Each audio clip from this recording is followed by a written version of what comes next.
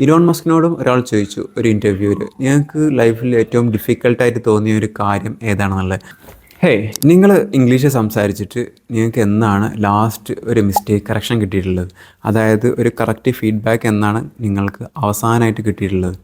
So നിങ്ങൾക്ക് correct feedback ഇതുവരെ കിട്ടിയിട്ടില്ല എന്നുണ്ടെങ്കിൽ, അതിന് ഇംഗ്ലീഷ് സംസാരിച്ചാലല്ലേ കറക്റ്റ് ഫീഡ്ബാക്ക് കിട്ടുള്ളൂ എന്ന ചോദ്യം ഉണ്ടാവും. ബട്ട് നിങ്ങൾക്ക് കറക്റ്റ് ഫീഡ്ബാക്ക് ഇപ്പോഴത്തൊന്നും കിട്ടിയിട്ടില്ല എന്നുണ്ടെങ്കിൽ, നിങ്ങളുടെ ഇംഗ്ലീഷിൽ നിങ്ങൾ വളരെ സ്ലോ ആയിട്ടാണ് ഗ്രോ ചെയ്യുന്നത് English communication skill.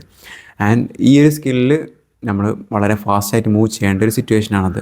AI driven വേൾഡിൽ നമ്മളുടെ കമ്മ്യൂണിക്കേഷൻ സ്കില്ല് മാത്രമായിരിക്കും നമുക്ക് നമ്മളുടേതായിട്ടൊരു സ്കില്ല് എന്ന് പറയാൻ വേണ്ടി ഉണ്ടാവുള്ളൂ. അത് ബേസ്ഡാണ് ആൾക്കാർ നമ്മൾ ഇൻഫ്ലുവൻസ് ചെയ്യുക. ഒരു 1-on-1 കമ്മ്യൂണിക്കേഷനിൽ നമ്മൾ ഉഷാറായാൽ ഒരു AIയും നമ്മൾ റീപ്ലേസ് ചെയ്യില്ല. You got the idea. Elon മസ്കിനോടും ഒരാൾ ചോദിച്ചു ഒരു ഇൻ്റർവ്യൂവിൽ, നിങ്ങൾക്ക് ലൈഫിൽ ഏറ്റവും ഡിഫിക്കൽട്ടായിട്ട് തോന്നിയ ഒരു കാര്യം ഏതാണെന്നുള്ളത്.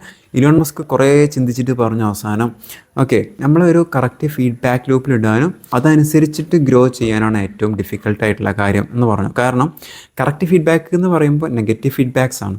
നെഗറ്റീവ് ഫീഡ്ബാക്സ് അധികം ആർക്കും ഇഷ്ടമല്ല. ഇപ്പോൾ നിങ്ങൾ ഇംഗ്ലീഷ് സംസാരിക്കുമ്പോൾ അതിൽ മിസ്റ്റേക്ക് പബ്ലിക്കിന് മുമ്പിൽ ആരെങ്കിലും പറഞ്ഞാൽ നിങ്ങൾക്ക് ഭയങ്കര ഒരു ദേഷ്യവും സങ്കടവും എല്ലാം കൂടി ഒരുമിച്ചാണ് വരും. അത് മിസ്റ്റേക്ക് ആയിരുന്നു, ഓഫ്, ഈ ഒരു ചിന്ത നമുക്ക് വരും. അപ്പോൾ ഡിഫിക്കൽട്ടാണ്. Negative feedback പെയിൻഫുള്ളാണ്. അതെടുത്തിട്ട് ഗ്രോ ചെയ്യുന്നവർ ഗ്രോ ചെയ്യും, അല്ലാന്നുണ്ടെങ്കിൽ തളരുന്നവർ തളർന്നു പോവുകയും ചെയ്യും.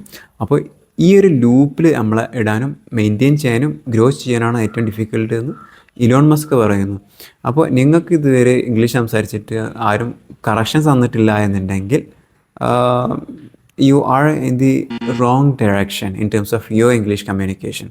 English communication നിങ്ങൾ അത്ര അടിപൊളിയായിട്ടല്ല മുന്നോട്ട് പോകുന്നത്. So the best way to learn is to speak and get correct feedback from people. ചെറിയ കുട്ടികൾ മലയാളം സംസാരിക്കാൻ പഠിച്ചത് ഈ ഒരു മെത്തേഡ് ഉപയോഗിച്ചിട്ടാണ്. ജസ്റ്റ് ഒന്ന് ഇമാജിൻ ചെയ്തൊക്കെ ഡീപ്ലി അവരെങ്ങനെയാണ് അല്ലെങ്കിൽ നിങ്ങൾ എങ്ങനെയാണ് മലയാളം പറയാൻ പഠിച്ചതെന്നുള്ളത്. ആ സെയിം മെത്തേഡ് ഉപയോഗിച്ചിട്ട് നമുക്ക് ഇംഗ്ലീഷ് പഠിക്കാം.